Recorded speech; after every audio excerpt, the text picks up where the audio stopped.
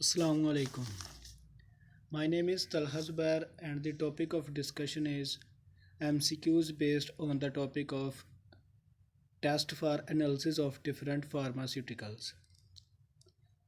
सबसे पहले number one है hypsochromic shift is also called as yellow shift, blue shift, red shift या violet shift.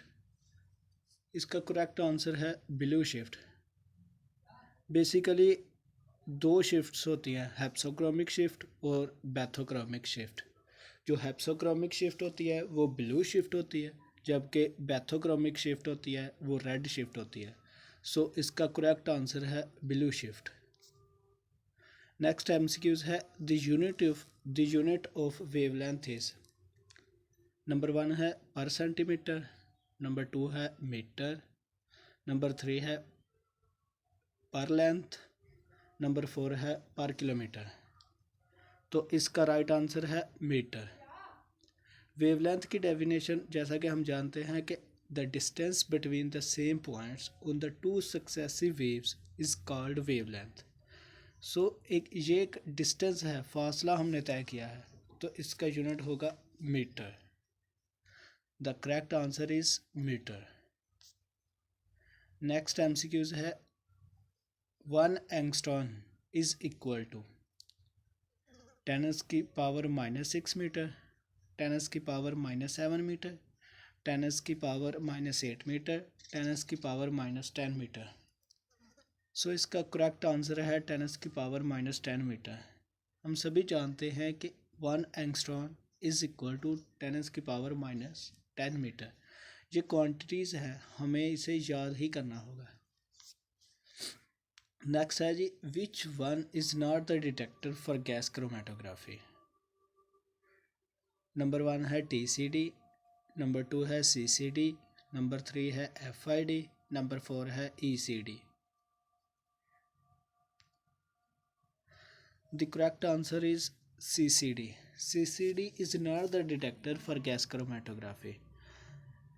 जो gas chromatography के लिए डिटेक्टर यूज़ होते हैं वो है TCD यानी कि thermal conductivity detector, ECD electron capture detector, argon ionisation detector, helium ionisation detector और फ्लेम आयनाइजेशन डिटेक्टर। जैसा कि जो भी मैंने नाम लिए हैं उनमें CCD नहीं है, तो इसका करेक्ट आंसर हुआ CCD। नेक्स्ट एमसीक्यूज है bathochromic shift is also called. Number one है जी येलो शिफ्ट, नंबर सेकंड है blue shift, number three red shift और नंबर फोर है ग्रीन शिफ्ट। इसका करेक्ट आंसर है जी रेड शिफ्ट। जैसा कि हमने पहले भी डिस्कस किया है कि दो तरह की शिफ्ट्स होती है, एक हेप्सोक्रोमिक शिफ्ट होती है और एक बैथोक्रोमिक शिफ्ट होती है। हेप्सोक्रोमिक शिफ्ट होती है ब्लू शिफ्ट, जबकि बैथोक्रोमिक शिफ्ट होती है red shift. So correct answer is red shift. Next है जी, which one is most widely used electrode. इनमें से कौन सा इलेक्ट्रोड है जो सबसे ज़्यादा यूज़ होता है। नंबर वन है hydrogen electrode, number two calomel electrode, number three है जी एंटीमनी इलेक्ट्रोड, नंबर फोर है ग्लास इलेक्ट्रोड। सो इसका करेक्ट आंसर है कैलोमोल इलेक्ट्रोड। बेसिकली जब हम कैलोमोल इलेक्ट्रोड की कंस्ट्रक्शन देखते हैं तो उसमें एक प्लाटिनम वायर यूज़ होती है, नंबर सेकंड पे paste of mercury and mercuric chloride and saturated KCl use होता है। स्मॉल होल होते हैं उसमें, सैचुरेटेड KCl होता है। कैलोमोल इलेक्ट्रोड की ये कंस्ट्रक्शन है और इसमें ऊपर वाली जगह पर इलेक्ट्रिकल लेड लगा होता है, इसलिए ये सबसे ज़्यादा यूज़ कैलोमोल इलेक्ट्रोड होता है। नंबर नेक्स्ट है जी, which one is not use in gas chromatography. अब गैस क्रोमेटोग्राफी में से इनमें से कौन सा कॉलम है जो नहीं यूज़ होता है। Number one packed column, number two है जी open tubular column, number three SCOT column, number four है जी गॉड कॉलम। सो इसका करेक्ट आंसर है जी god column. God column gas chromatography में यूज़ नहीं होता। जो कॉलम है, मेन कॉलम जो गैस क्रोमेटोग्राफी में यूज़ होते हैं वो दो तरह के हैं जी, पैक्ड कॉलम और कैपिलरी कॉलम। जो कैपिलरी कॉलम है वो अब दो मेजर हिस्सों में डिवाइड किया गया है। WCOT मतलब wall coated open tubular column. Number है जी second SCOT support coated open tubular column. इसमें से गॉड कॉलम कहीं भी नहीं है, तो इसका करेक्ट आंसर होगा जी गॉड कॉलम, जो कि गैस क्रोमेटोग्राफी में इस्तेमाल नहीं होता। नंबर नेक्स्ट है MCQs। If analytical work has to be carried out in UV region, cuvette must be made up of. अब कोविड किससे बना होगा? नंबर 1 है जेलाटिन से, नंबर 2 है ग्लास से, नंबर 3 है जी प्लास्टिक से, नंबर 4 क्वार्ट्स से। सो इसका करेक्ट आंसर है जी quartz. Basically quartz cell provide more durability than plastic और glass. Quartz excels at transmitting UV light and can be used for wavelengths ranging from 190 to 2500 nanometre. इसीलिए quartz को हम use करते हैं। Covid को बनाने के लिए हम क्वार्ट्स का इस्तेमाल करते हैं। सो इसका करेक्ट आंसर हुआ क्वार्ट्स। नंबर नेक्स्ट है जी premix burner is also known as. Number 1 है total consumption burner, number 2 Meker burner, number 3 laminar flow burner, number 4 है जी बंसन बर्नर। सो इसका करेक्ट आंसर है जी laminar flow burner. Laminar flow burner sample fuel and oxidant mixed prior to entering flame. Turbulence drastically reduced by removing larger droplets. Mixing baffles ensure only fine mist makes it through to burner. ये इसकी properties हैं चंद, जो कि इसका premix burner को हम laminar flow burner भी इसी वजह से कहते हैं। नंबर नेक्स्ट है जी which one is not detected by flame photometer? Calcium, sodium, potassium या आर्सेनिक? इसका करेक्ट आंसर है जी आर्सेनिक। इसकी हम अदर प्रॉपर्टीज़ देख लेते हैं कि फ्लेम फोटोमीटर की क्या क्या खसूसियात हैं जो वो डिटेक्ट कर सकती है। टू नंबर 1 है to estimate sodium, potassium, calcium, lithium in serum, body fluid and in urine. जो सोडियम है इन एक्स्ट्रा सेलुलर फ्लूइड और जो कि कैल्शियम है वो इंट्रा सेलुलर फ्लूइड में इस्तेमाल हो की एस्टिमेशन के लिए होती है। In soil analysis, industrial wastes, glass and cement products में भी ये फ्लेम फोटोमीटर यूज़ होता है, लेकिन आर्सेनिक में इसका कोई इस्तेमाल नहीं है। इसी वजह से हम इसका करेक्ट आंसर है जी आर्सेनिक ES। नेक्स्ट है जी ये हो गया पार्ट 1। अब हम पार्ट 2 की बात करते हैं जिसमें हम बेसिकली इंस्ट्रूमेंटेशन के बारे में डिस्कस करेंगे। सो फर्स्ट MCQs है जी chopper is use in which instrument? HPTLC, HPLC, GC, AAS में। जो चॉपर इस किस में यूज़ होता है? बेसिकली वो होता है एटॉमिक एब्जॉर्प्शन स्पेक्ट्रोस्कोपी में।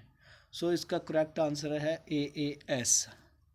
जब हम इसकी इंस्ट्रूमेंटेशन देखते हैं AAS की, सबसे पहले होता है हेलो कैथोड लैंप, उसके बाद होता है चॉपर के बाद बर्नर के बाद हम लगाते हैं जी मोनोक्रोमैटर के बाद होता है जी डिटेक्टर। सो AAS की इंस्ट्रूमेंटेशन में चॉपर इस्तेमाल होता है, ना कि GC, HPLC या HPTLC में इस्तेमाल होता है। सो इसका करेक्ट आंसर हुआ जी AAS यानी कि atomic absorption spectroscopy. Number next है जी which is not used as a carrier gas in gas chromatography? कि इनमें से कौन सी है जो कि कैरियर गैस के तौर पर गैस क्रोमेटोग्राफी में इस्तेमाल नहीं होती। नंबर 1 है जी ऑक्सीजन, नंबर 2 है आर्गोन, नंबर 3 है हीलियम, नंबर 4 है नाइट्रोजन। सो इसका करेक्ट आंसर है जी ऑक्सीजन। अब हम चंद प्रॉपर्टीज़ ऑफ कैरियर गैस के बारे में डिस्कस करते हैं कि कैरियर गैस में कौन कौन सी खसूसियत होती हैं जो ऑक्सीजन में नहीं है, इसी वजह से वो गैस क्रोमेटोग्राफी में एज अ कैरियर गैस इस्तेमाल नहीं हुए। सो नंबर 1 है जी हाईली प्योर होनी चाहिए जो कैरियर गैस, अबाउट 99.9%। वो इनर्ट हो, हायर डेंसिटी हो उसकी, चीप यानी कि सस्ते और अवेलेबल और मुयसर हो, उसका प्रेशर रेंज हो 10 से 50 साई। सो इसका करेक्ट आंसर है जी oxygen, because oxygen does not contain such properties of carrier gas. Next MCQs है जी the source of radiation used in infrared spectroscopy. Number 1 है नस्ट ग्लोबर, नंबर 3 है द ग्लोबर, नंबर 3 है जी बोथ ए एंड बी, या 4 point है tungsten lamp. सो इसका correct answer है जी both A and B, Nernst glower and the glower. Nernst glower composed of rare earth oxide formed into a cylinder having a diameter of 1 to 2 mm and length of 20 millimeter mm। जो कि Glauber है वो silicon carbide road होता है जिसकी length 50 mm और diameter 5 mm होता है। इसी वजह से ये दोनों ही source of radiation infrared spectroscopy में यूज़ होते हैं। Chemically shift measured in ppm, cm, percentage weight over volume, percentage volume over volume. So इसका करेक्ट आंसर है जी ppm, parts per million. Next MCQ is the distance traveled by the solute over the distance traveled by the solvent is। Number 1 है जी RF value, number 2 है जी RX value, number 3 है जी RW value, number 4 है जी RS।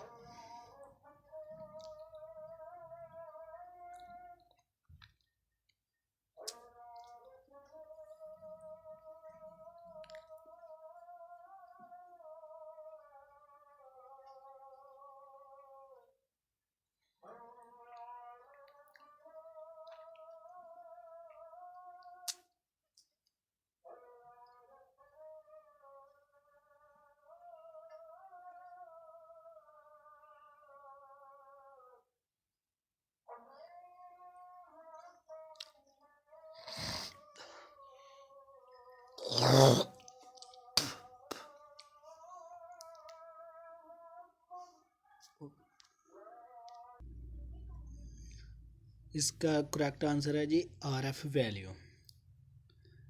RF value basically RF का मतलब होता है रिटेंशन फैक्टर। अब रिटेंशन फैक्टर क्या होता है कि distance travel by the solute over the distance travel by the solvent is called RF value. Next MCQ है जी in NMR which solvent is used as a reference solvent. TMS, water, ethanol, number 4 है CMC। The correct answer is TMS, tetra methyl silane. TMS होता है जी tetra methyl silane. Next MCQ है जी which reagent is used to detect phenolic compounds. Number 1 है vanillin sulphuric acid, number 2 है Dragendorff, number 3 ninhydrin, number 4 metho methanolic ferric chloride. इसका correct answer है जी वेनिलीन सल्फ्यूरिक एसिड। अब vanillin sulphuric acid form कैसे होता है, बनता कैसे है? बेसिकली हम लेते हैं 1 gram of vanillin with 100 ml of concentric H2SO4. This is used for steroids, esters, detection of higher alcohols, phenols, steroids, esters, etc. इसलिए हम इसको यूज़ करते हैं फिनोलिक कंपाउंड्स की डिटेक्शन के लिए वेनिलीन सल्फ्यूरिक एसिड को। नेक्स्ट एमसीक्यूज है जी hollow cathode lamp is radiation source used in. A है यूवी स्पेक्ट्रोस्कोपी, बी है एटॉमिक एब्जॉर्प्शन स्पेक्ट्रोफोटोमीटर, नंबर 3 है जी फ्लोरेसेंस स्पेक्ट्रोस्कोपी, नंबर डी है नन ऑफ द अबव।